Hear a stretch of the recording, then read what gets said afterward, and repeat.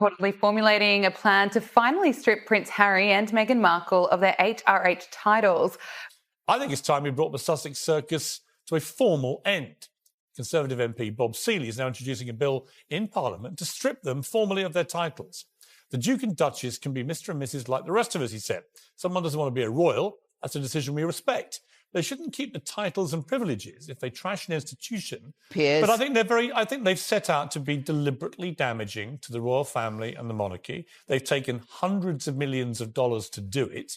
It is unprecedented in history for two renegade royals to go off and enrich themselves, making money out of targeting the royal family, isn't it? We've never seen this before. Prince Harry may soon pay the ultimate price for his break from tradition. The UK's outraged Parliament is stepping in, and a growing petition could strip him of his Duke of Sussex title. The press intrusion with little Archie, they go to Hollywood. Now they've signed a big deal with Netflix for a sort of a reality TV show. They're in trouble because a big survey in the UK, a staggering number of Brits want Harry and Meghan stripped of their royal title.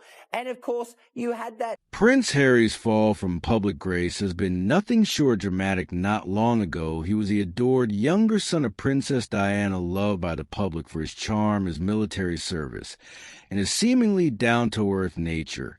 He was one quarter of the royal dream team, the so-called Fab, for that promise of modernize the monarchy. But fast forward just a few years, and that golden image has crumbled into something far more controversial. Officials have been trying their hardest to strip Harry of his titles, but Charles has been denying them the opportunity. Why would he be standing in their way? I mean, surely it's the least that Prince Harry deserves. Now headlines about Harry are more likely to involve legal battles, fiery interviews, and accusations of hypocrisy.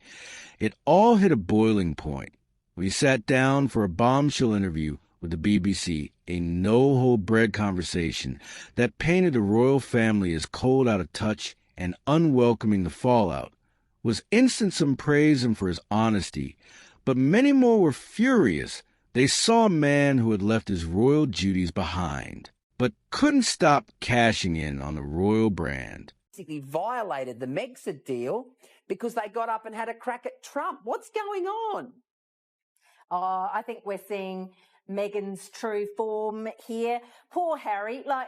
I would say that you, me, and everybody watching this show.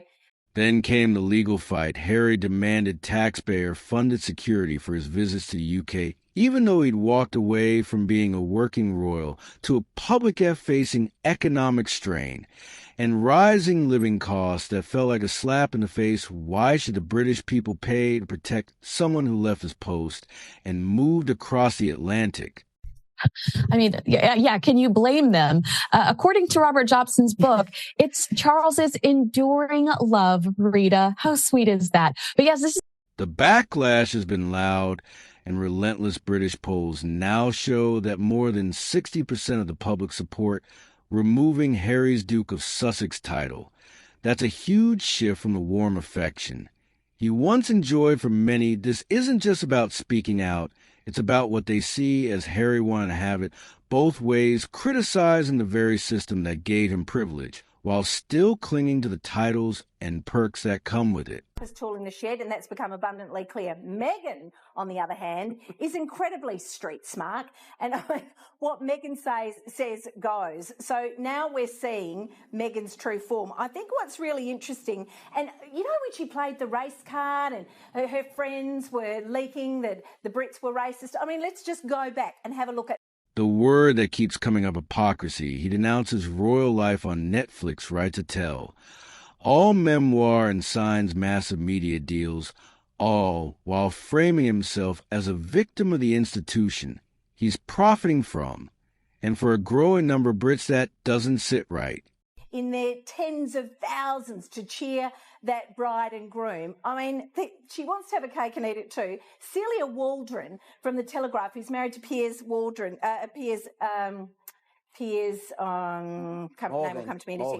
Morgan. Yeah. There's no denying Harry's journey has been painful. His struggles with the press, his mental health, the loss of his mother, those are real. And they've earned him sympathy, but sympathy has limits.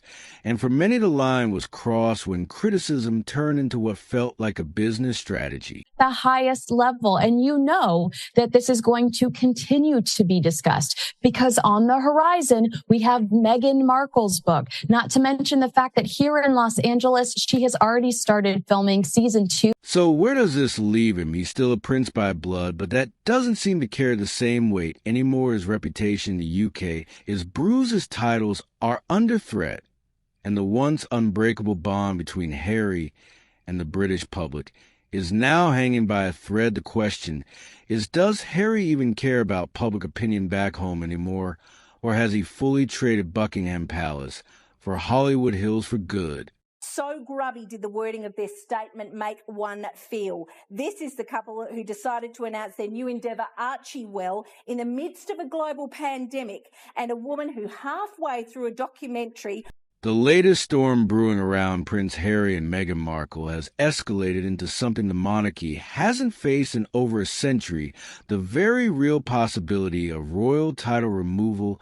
A Conservative MP has officially proposed a bill to begin the process, citing what many see as the couple's long-running exploitation of their royal status for financial gain, all while launching public accusations, including allegations of racism against King Charles and the Princess of Wales. The royal family, only time will tell. So, we've got palace officials at the highest level discussing stripping Prince Harry. That conversation will not end anytime soon, as it feels like, the grenades have not stopped being launched towards the royal family. At the heart of the fury is Omid Scobie's bombshell book, which reignited deep public resentment by naming the senior royals allegedly involved in racist comments names that were previously kept confidential. The fallout was immediate headlines, blazed, commentators fumed, and political momentum began to build toward what would once have been considered unthinkable, stripping the Duke and Duchess of Sussex of their royal. If they continue to misbehave, I think that's a should not be possibility. going out. Yeah, they shouldn't be going out and telling people, to vote, and, they need to keep out of politics. A particular way. They won't, yeah. And yet, in a surprising twist, a couple known for bearing their souls to millions have chosen this moment to say nothing, no public comment, no rebuttal, no distancing themselves from the scandalous revelations. Their silence has become its own headline, interpreted by many as either a strategic retreat or a quiet confirmation.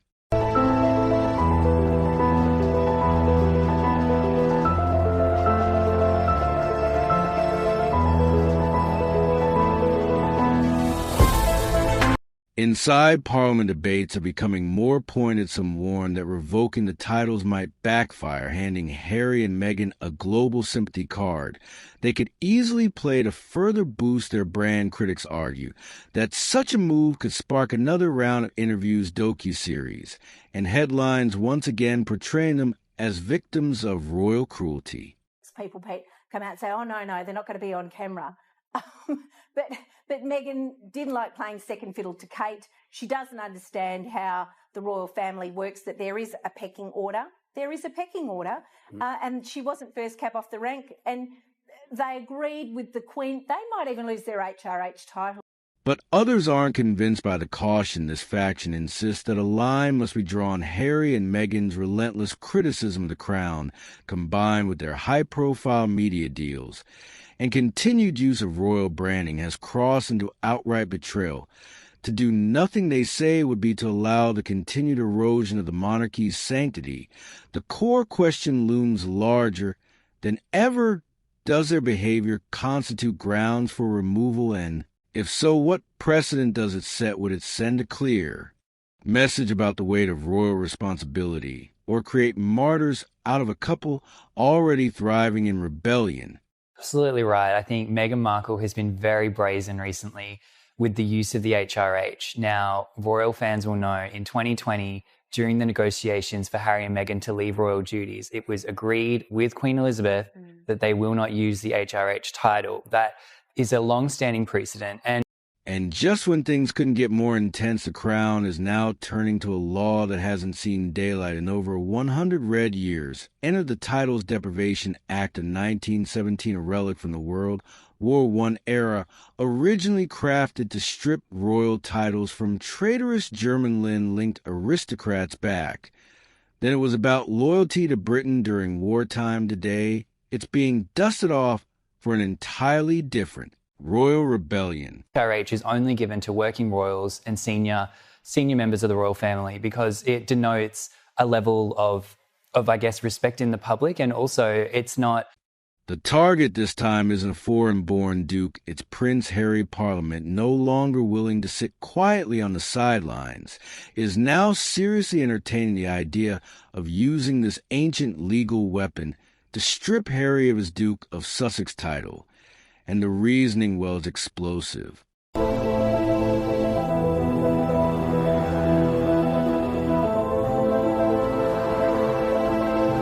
According to a formal petition submitted to the House of Lords, Harry is accused of acting against the interests of the Crown and using his royal identity for personal, political, and financial gain.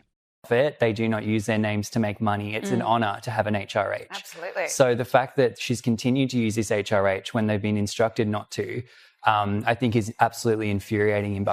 The wording of a petition scathing it describes his behavior as morally treasonous, an unprecedented charge in modern royal discourses, criticisms of the monarchy, public affiliation with divisive American political movements, and increasingly partisan interviews have drawn sharp lines at Buckingham Palace, and now Parliament may no longer be willing to tolerate. Prince of Wales, who spoke to the Daily Beast, he said that William is furious, unsurprisingly, and he's also already formulating plans to deal with this when he becomes monarch. I think that he feels that King Charles, God bless him, is in... For the monarchy, an institution built on a political tradition, Harry's actions are more than just controversial. They're dangerous. His royal title carries the weight of centuries of history. And yet he's using it, critics say, like a celebrity brand, a launch pad for Netflix deals, book tours, and political activism. Senior royals moving to the United States and finding freedom. Well, since that moment, they've systematically and relentlessly exploited their existing royal status to make as much money as possible, while simultaneously trashing the royals and the monarchy to preserve their exposure and relevance. And that's the crux of the issue. You can't condemn the monarchy in a best-selling memoir and still expect to enjoy the privileges of being a duke. You can't walk away from royal duties and still claim taxpayer-funded protection.